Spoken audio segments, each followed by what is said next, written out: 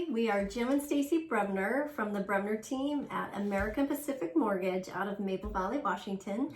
And we were asked to discuss with each of you what this hot topic of forbearance is. So Jim, why don't you get us started? Well, I guess the first thing I want you to keep in mind is that Fannie Mae is predicting that our rates will be as low as 3.0% on average in 2020 and 2.9% in 2021, with good credit scores being in the mid twos or even lower twos. So this is really important because whether or not you're in forbearance will affect whether or not you can actually apply for these rates in the future. So what is forbearance? Forbearance is actually the temporary suspension of your mortgage payments for a certain period of time, but it's not the forgiveness. You would have to pay that back.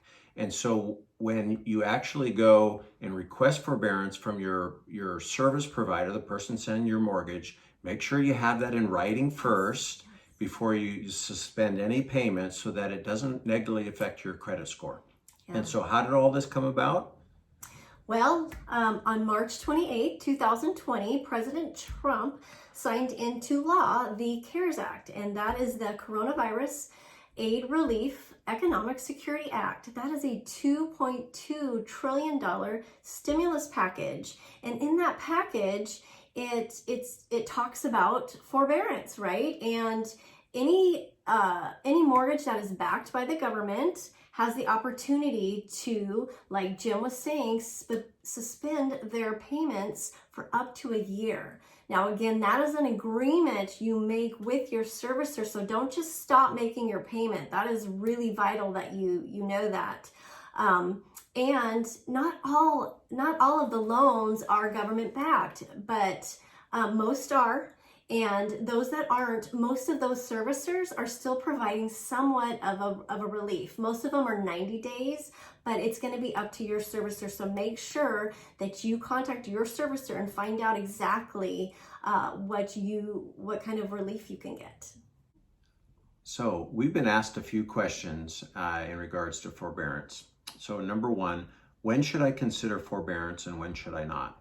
Well, our guidance would be to exhaust all other methods first. Maybe go to your 401k for early withdrawal, or maybe a loan, savings, or any investments. You can ask friends or family if they can gift or even give you a temporary loan.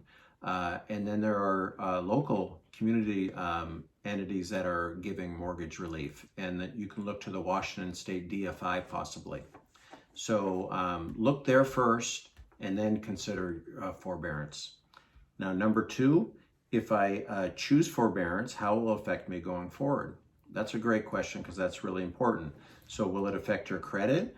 Well, it won't affect your credit score because legally the credit bureaus aren't allowed to let it affect your credit score, but it will show up as a forbearance on your credit report, different from your credit score. So when lenders are looking and they're looking at your credit report that comes down, they're going to be looking at whether or not there's forbearance on it.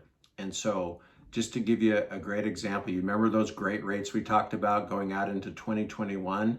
You might want to refinance. Well, let's say, for example, you took 6 months forbearance and you were able to get it all paid back. And then you have to make 12 consecutive payments. This is for government-backed loans, on-time payments before you would be allowed to refinance. So you'd be at the end of 2021 or even into early 2022. So you could miss that opportunity. So that's one of the ways that it could affect it. So another question is, what if I have already entered into forbearance, but now I need money? Can I refinance and cash out my equity? The answer is no, because if you can't currently pay on the loan that you're in, you're not going to be able to pay on the loan that you're applying for. And that's how lenders are going to look at that. So that's a hard no. The next question's similar. What if I'm in forbearance and I want to just refinance into a lower rate so I can get a lower monthly payment I can afford? Now that would make sense, right? You think lenders would kind of give an allowance for that. But again, the answer is no. They're looking for that consistency in employment and payment and credit. So that's how you can see how it's affecting, right, going forward, how a forbearance can can really impact you in getting a loan in the near future. So the bottom line is this: if you choose to go into forbearance, you're in financial hardship, and lenders just think that is too risky. So if you can, try to make your payment. And also, this is unprecedented times. We're all just trying to make sense of what's going on. And even as lenders, there's changes all the time. So, let's just work together.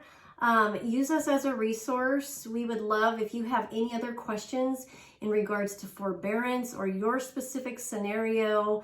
Reach out to us and give us a jingle or text us, email us, and we would love to be able to answer those questions for you.